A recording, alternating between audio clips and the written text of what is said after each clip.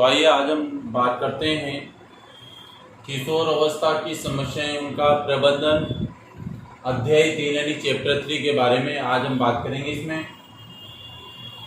इससे पहले हमने किशोर अवस्था में सामाजिक विकास वगैरह जिससे कि चैप्टर 10 के बारे में अध्ययन कर लिया है। आज हम बात करते हैं यहाँ पे किशोर अवस्था की समस्या और उनका प्रबंधन किस प्रकार से किया जाता है। सबसे पहले यहाँ एक क्वेश्चन भी बनता है, जो मैंने आपको ये टॉपिक लिखा हुआ है। इसका एक क्वेश्चन है कि किशोर अवस्था को समस्याओं की आयु या काल क्यों कहा जाता है, यानी जो किशोर अवस्था आती है वह समस्याओं भरी क्यों थी, उसका काल क्यों समझा जाता है इसको। तो देखिए, किशोर अवस्था को अधिकतर समस्याओं की आयु अर्थात समय या काल कहा गया है, क्योंकि जो भी अच्छे बुरे परिवर्तन देखने को मिलते हैं वो किशोर अवस्था के अंदर ही सबसे ज्यादा ऐसे परिवर्तन या समस्याएं आती है, तो वो समस्याओं की आयु बन जाती है।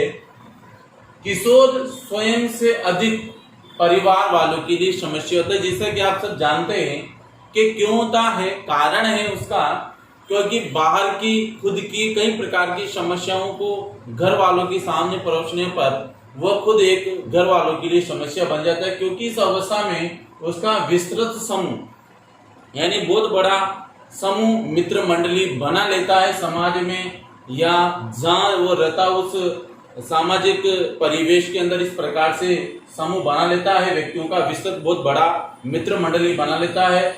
और विस्तृत समूह अधिक व्यक्तियों को क्या करता है, प्रभावित करता है, क्योंकि उसमें कई प्रकार के अच्छे बुरे कई प्रकार की वार्तालाप या बातचीत होती है, जिससे सीधा प्रभाव उस किशोर का अपने परिवार और समाज पर पड़ता है।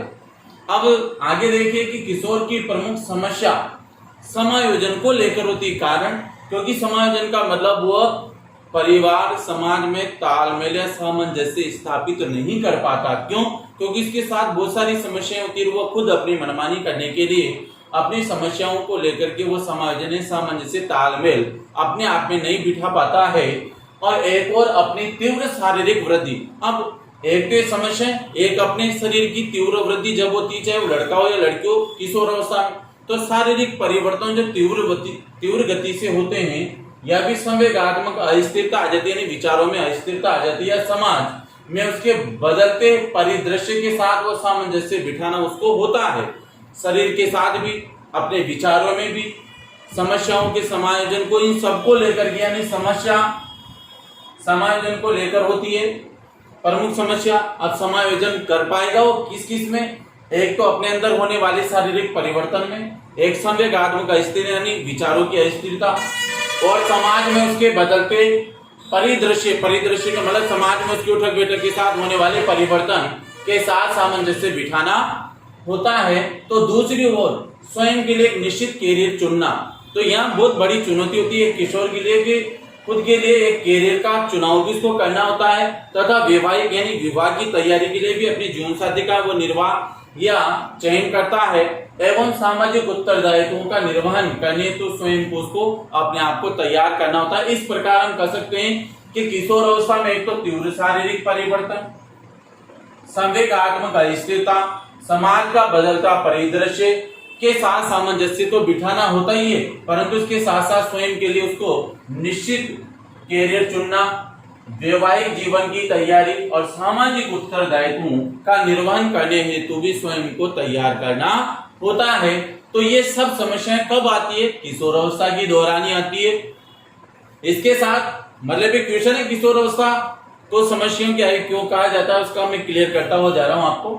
गलत मित्र मंडली, आप देखिए आगे, अब यह किशोर या किशोरी अपने गलत मित्र मंडली यानी कि अपने दोस्त जो होते हैं, लड़कियों की सहेलियां होती है, हम बात करें यहाँ ज्यादातर किशोर की लत ज्यादा खराब होती है, तो उसके बारे में किशोर ज्यादा बिगड़ते इस अवस्था में।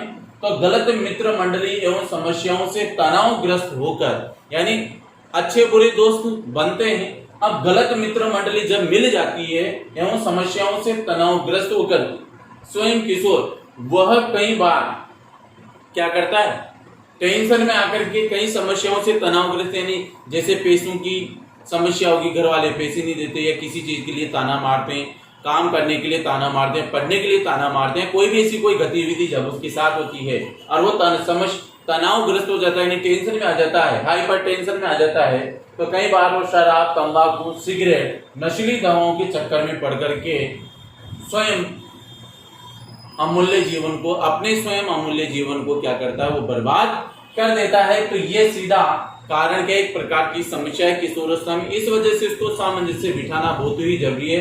कई बार वह तनाव में ग्रसित होकर के गलत राह पर न चला जाए, इसका स्वयं को निर्णय करना होगा।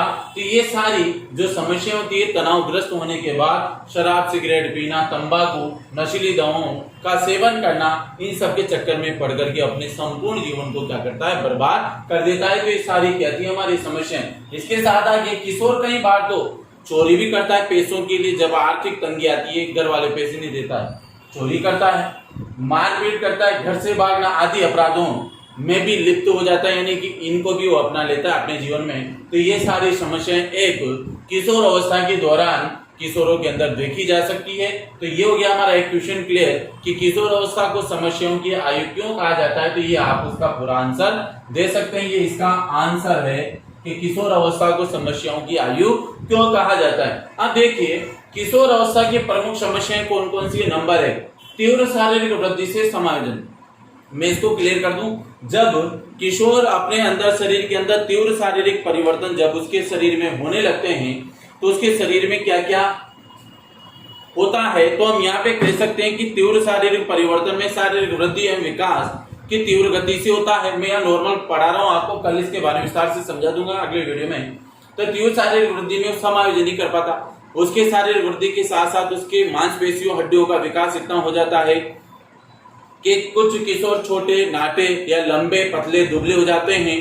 तो उनमें तनाव की स्थिति कब उत्पन्न होती है, शारीरिक कोई मान लो किशोर छोटा रह गया, कोई पतला दुबला हो गया, लंबा हो गया, कोई मोटा हो गया, तो कहीं उसके फ्रेंड सर्किल में, कहीं समाज के या स्कूल में यार दोस्त उसको कोई छोटा, मोटा, पतला, लंबू, तंबू, खंबा, कई प्रकारों से नामों से संबोधित करते, इसलिए वह तनाव ग्रसित होकर के उसके सामने क्या होता है, कई प्रकार की वाक बोलता है और वो तनाव उत्पन्न होने के कारण क्या होता है, किशोर अवस्था आते आते वह इतना तनाव में आ जाता है कि कई प्रकार आपराधिक प्रवृत्ति यानी मारपीट भी अपने दोस्तों के साथ कर सकता है। तो पहला तो ये समस्या क्लियर। नंबर 2 की बात करें, स्वतंत्रता एवं नियंत्रण की कश्मकश। अब देखिए आपको पता है कि स्वतंत्रता यहाँ किशोरों को चाहिए। किशोरों की उत्तरोत्तर विकास के साथ साथ बालक में शासन का प्रतिरोध करने का भाव बढ़ने लगता है। अर्थात तो जो भी कोई भी कुछ कहता है तो वो उसका प्रतिरोध करता है, यानी कि उसको बेकार मानता है, स्वयं को स्वतंत्र मान करके किसी भी कार्य को करना प्रारंभ कर देता है। वह स्वयं की 100% सही मानता है, दूसरों को गलत मानता है तथा निर्णय स्वयं ही लेना पसंद करते हैं इस अवस्था में किशोर, क्योंकि चाहते हैं कि स्वयं नियंत्रण करें, स्वयं निर्णय ले, क्योंकि स्वयं स्वतंत्र समझते हैं अपने आप को। जबकि पूर्ण रूप से परिपक्व नहीं होता, फिर भी अपने आप को स्वतंत्र मानता है, अपने निर्णय खुद लेना चाहता है। किशोर प्रत्येक बात को वैज्ञानिक दृष्टिकोण से देखता है और पुराने रीति रिवाजों का विरोध करता हुआ माता पिता उचित मार्गदर्शन विरोध करता है। तो परिवार के अंदर क्या करता है कि कोई भी उसके साथ रीति रिवाज का कोई उसके ऊपर थोप देते किसी भी चीज को लेकर, तो उसके प्रति क्या करता है, विरोध उत्पन्न करता है।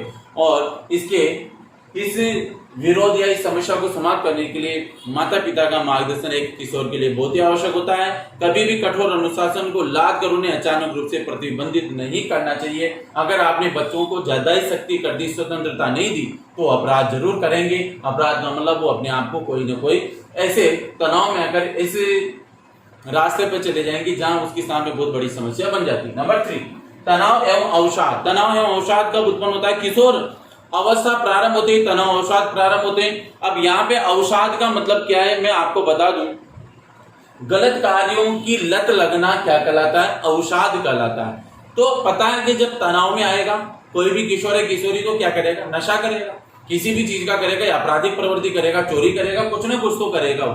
तो ये सारी समस्याएं तनाव अवसाद के कारण किशोर अवस्था के अंदर उत्पन्न होती है। तीव्र शारीरिक वृद्धि, आकार, पारिवारिक सामाजिक रीति रिवाज, प्रतिबंधित स्वयं के व्यक्तित्व, व्यवसाय, जीवन साथी का चुनाव, यहाँ तक तीव्र संवेगात्मक मनोवैज्ञानिक उतार चढ़ाव आदि कई प्रकार के अवसाद इसकी प्रमुख समस्या का कारण बनते हैं। क्योंकि तनाव कब उत्पन्न होगा, जब ये सारी समस्याएं उसके सामने आ जाती है। तो तनाव अवसाद उत्पन्न होकर के वो गलत रास्ते पे, गलत लत के कारण वह गलत रास्ते पर चला जाता है।